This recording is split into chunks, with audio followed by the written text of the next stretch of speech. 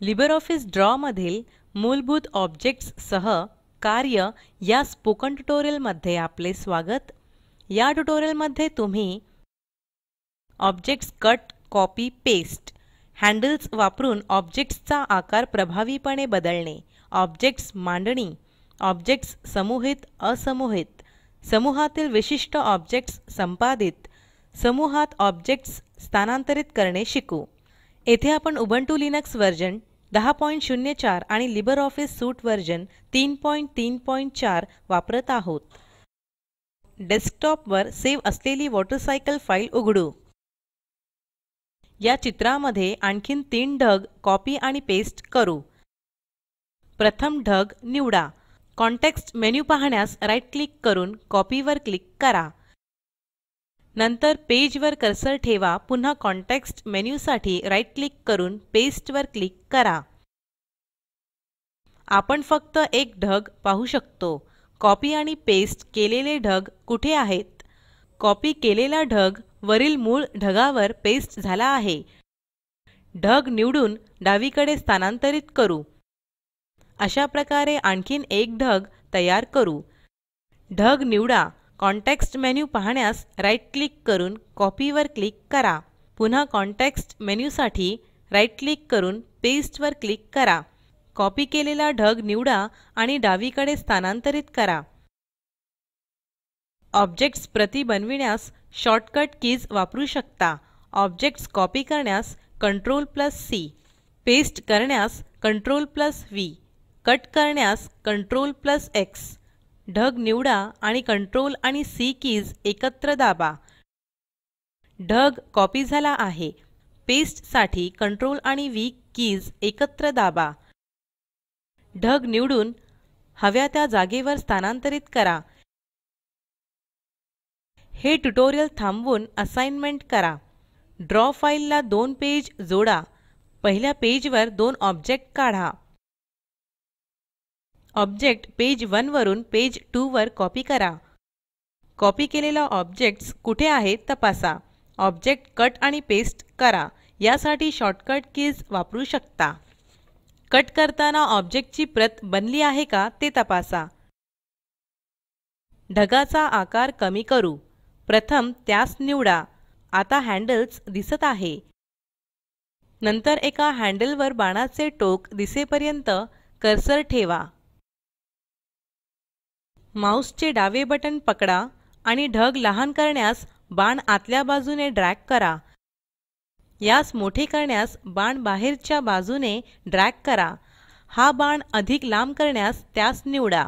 आता एखाद्या हँडल वर कर्सर आणा। लहान पारदर्शक बाण चौकोन सोबत कर्सरच्या टोकाखाली दिसत आहे। कीबोर्ड वरील शिफ्ट की दाबा। डावे माउस बटन पकडा आणि बाणास हँडल वापरून खाली ड्रॅग करा। शिफ्ट की दाबून ऑब्जेक्ट्सचा आकार बदलणे फार सोपे आहे, हो ना? हँडल्स वापरून ऑब्जेक्टचा आकार बदलण्यास डायनॅमिक रिसायझिंग म्हणतात। याचा अर्थ आपण खरे माप नाही वापरत आहोत। ऑब्जेक्ट्सचा अचूक आकार बदलणे आपण पुढच्या ट्युटोरियल मध्ये शिकू। अशा प्रकारे या आयताची रुंदी वाढवू। आयत निवडा। कीबोर्ड वरील शिफ्ट की दाबा आणि वरच्या बाजूस ड्रॅग करा। खाली ड्रॉ विंडो वरील स्टेटस बार कडे पहा। लक्ष द्या, आयताचा आकार पुन्हा बदलल्यास त्याचा विस्तार सुद्धा बदलतो।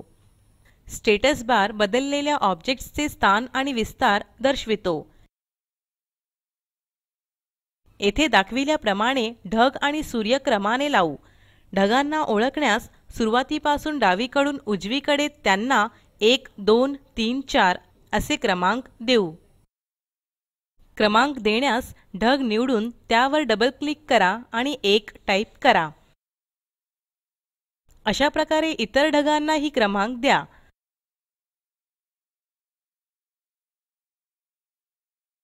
चौथा ढग निवडून सूर्यावर ठेवू। याला सूर्याच्या मागे टाकण्यास कॉन्टेक्स्ट मेन्यू साठी ढगावर राइट क्लिक करा। अरेंज वर क्लिक करून सेंड बॅकवर्ड निवडा। चौथा ढग आता सूर्याच्या मागे आहे. सेंड बॅकवर्ड एका लेयर ऑब्जेक्ट्सला उपस्थित ऑब्जेक्टच्या मागे टाकते. 3 नंबर ढग निवडून सूर्याच्या वर ठेवू. कॉन्टेक्स्ट मेन्यूसाठी राईट क्लिक करून अरेंज वर क्लिक करा आणि सेंड टू बॅक पर्याय निवडा. तिसरा ढग सूर्याच्या आणि चौथ्या ढगाच्या मागे गेला आहे. सेंड टू बॅक ऑब्जेक्टला शेवटच्या लेयर मध्ये पाठवितो.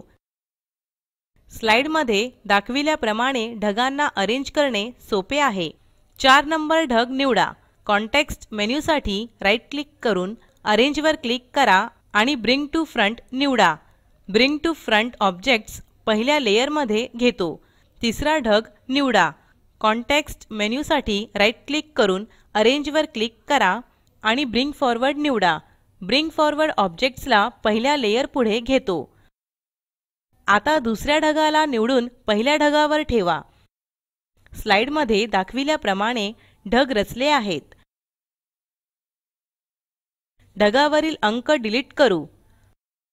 असे करण्यास ढग निवडून डबल क्लिक करा. नंतर अंक निवडा आणि कीबोर्डवरील डिलीट की दाबा.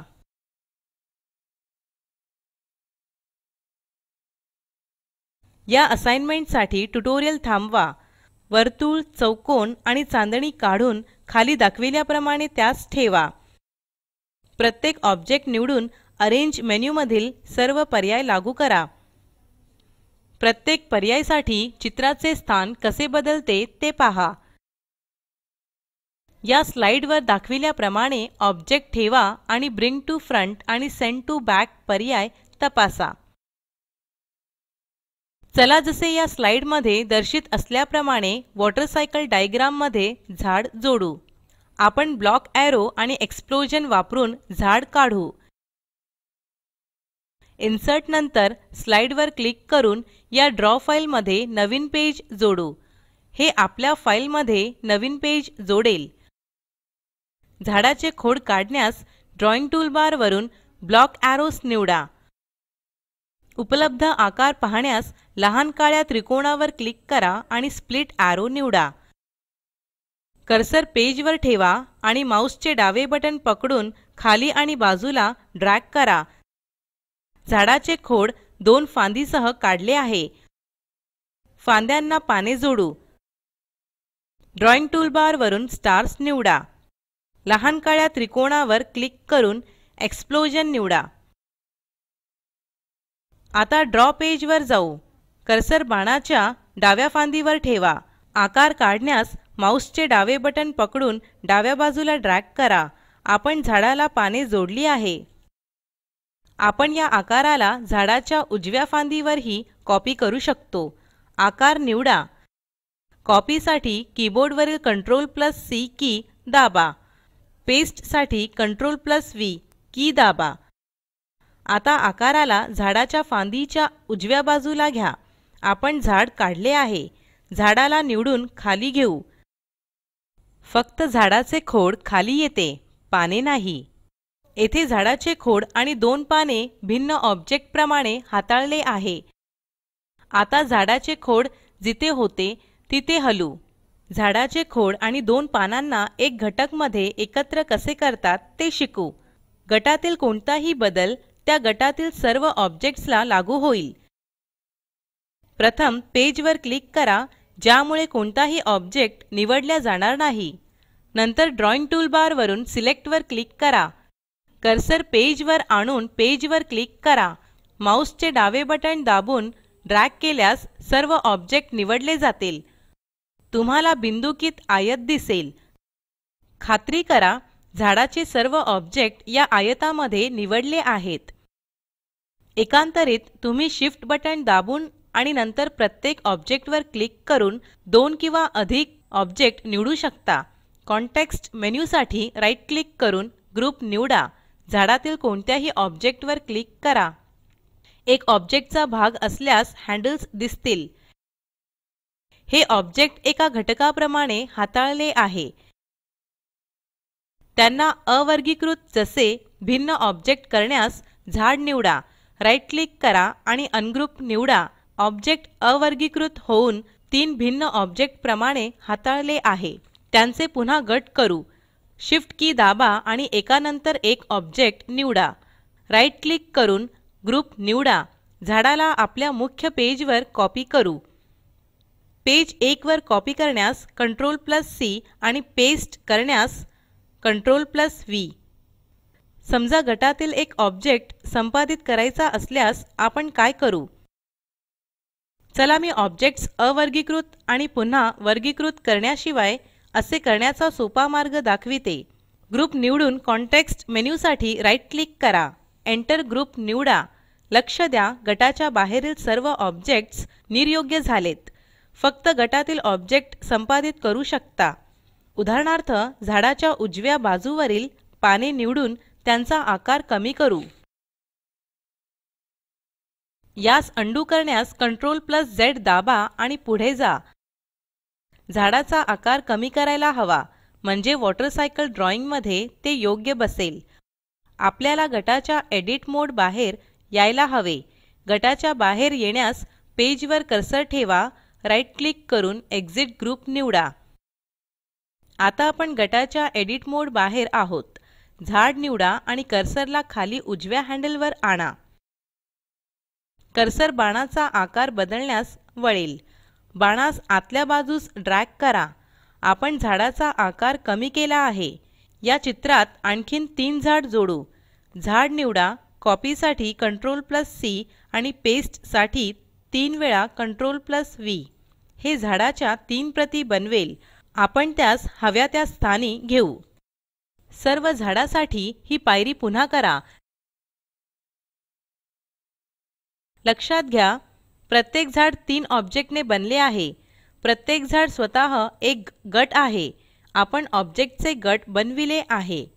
चित्रात पाण्याचा भाग जोडू. पाण्याला परिणाम देण्यास आयतच्या पुढे त्रिकोण जोडू आणि नंतर वक्र जोडू. त्रिकोण काढण्यास ड्रॉइंग टूलबार वरून बेसिक शेप्स निवडा. लहान काळ्या त्रिकोणावर क्लिक करून राइट ट्रायंगल निवडा. त्यास काढून आयतच्या पुढे ठेवू. पाण्याच्या हालचाली दाखविण्यास वक्र रंगाने भरलेला काढू. ड्रॉइंग टूलबार वरून कर्व निवडा. फ्री फॉर्म लाईन फील्ड निवडा. त्रिकोणाच्या वरच्या टोकावर कर्सर ठेवा. माऊसचे डावे बटण दाबून खाली ड्रॅग करा. वक्रला थोडेसे जुळवून घेऊ म्हणजे पाणी वाहते दिसेल. त्रिकोण आणि वक्र एकत्र पाणी बनवितात. त्यांचा एक ऑब्जेक्टचा गट बनवू. ड्रॉइंग टूलबार वरून सिलेक्ट वर क्लिक करा. कर्सरला पेजवर आणा. माऊसचे डावे बटण दाबून त्रिकोण आणि वक्र समावेश करा. राईट क्लिक आणि ग्रुप निवडा. आपण वॉटरसायकलची मूळ रूपरेषा काढली आहे. तुमच्यासाठी असाइनमेंट आहे. हे चित्र स्वतःहून काढा. हे ट्युटोरियल येथे संपत आहे. यामध्ये तुम्ही ऑब्जेक्टसह मूलभूत कार्य करणे शिकलात. तसेच तुम्ही objects cut, copy, paste, handles वापरून ऑब्जेक्ट्सचा आकार प्रभावीपणे बदलणे, ऑब्जेक्ट्स क्रमबद्ध, ऑब्जेक्ट्स समूहित असमूहित, समूहातील विशिष्ट ऑब्जेक्ट्स संपादित, समूहात ऑब्जेक्ट्स स्थानांतरित करणे शिकलात. प्रकल्पाची माहिती दिलेल्या लिंकवर उपलब्ध आहे, ज्यामध्ये तुम्हाला प्रोजेक्टचा सारांश मिळेल. जर तुमच्याकडे चांगली बँडविड्थ नसेल तर व्हिडिओ डाउनलोड करूनही पाहू शकता. Spoken tutorial project team spoken ट्युटोरियलच्या सहाय्याने कार्यशाळा चालविते. परीक्षा उत्तीर्ण होणाऱ्या विद्यार्थ्यांना प्रमाणपत्रही दिले जाते. अधिक माहितीसाठी कृपया contact@spoken-tutorial.org वर लिहा. स्पोकन ट्युटोरियल प्रोजेक्ट हे टॉक टू टीचर या प्रोजेक्टचा भाग आहे. यासाठी अर्थसहाय्य national mission on education through ICT MHRD government of India यांच्याकडून मिळालेले आहे. यासंबंधी माहिती पुढील साईटवर उपलब्ध आहे. ह्या ट्युटोरियलचे भाषांतर कविता साळवे यांनी केले असून मी रंजना भांबळे आपला निरोप घेते. सहभागासाठी धन्यवाद.